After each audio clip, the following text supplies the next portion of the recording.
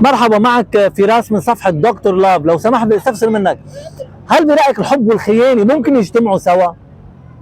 أكيد يجتمعوا سوا. أكيد بيجتمعوا سوا، لأن الإنسان يعني بيتطور، بتتبدل أفكاره كل سنة سنتين، فما عادش بيشوف الشريك كافي.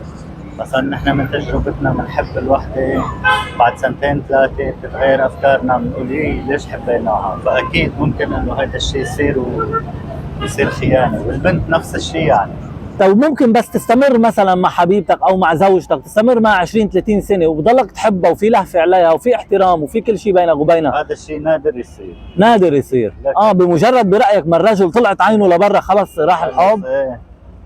اوكي، يعني انت برأيك الخيانة مشروطة بالخيانة؟ الانسان بنت او صبي، شاب او صبي، ما بيكتفيش بواحد او وحده يعني خلال حياته كلها. هذا الشيء صعب شوي.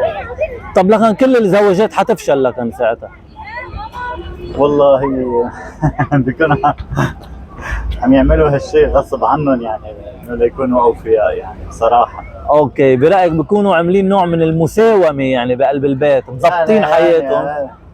بيكون عم يضغط على حاله وهي عم تضغط على حالها. انا هيك بشوف. طب نحن برأيك ككائنات بشرية مركلجين انه نحن نلتزم بشريك واحد طول الحياة؟ اكيد لا. لا اكيد لا. ما هو حتى القرآن بيقول انه حلل اربعه.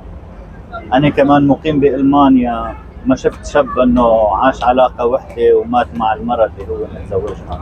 بالمانيا مثلا المسيحيه حتى بتشوفه تزوج مرتين ثلاثه، هي غير علاقاته قبل اللي هي من دون زواج. بقى عم نحكي عن الرجل او قصدك رجل وامراه؟ انا مثلا ما بديش، بخاف يفهموا المراه اني انا عم اعتدي عليها او شيء، بس انا بقدر بحكي عن الرجال كوني رجال يعني. بس الرجال انا شفته الغربي والشرقي بعمره ما اكتفى بوحده.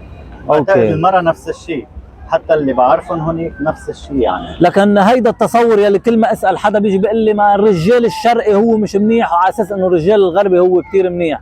ليه برايك هالنظر؟ لا بالعكس، لا بالعكس، الرجال الشرقي احسن من الغربي بكثير اشياء. يعني مثلا رح اقول لك، يعني هلا لنفترض انت مثلا الرجال الشرقي عامل علاقه مع وحده او عايش مع صبيه او شيء، سواء زواج او علاقه او شيء، تشوفه ملتزم بكل شيء. اما الرجال الغربي يعني مستحيل يدفع عنا اي شيء. ثاني شيء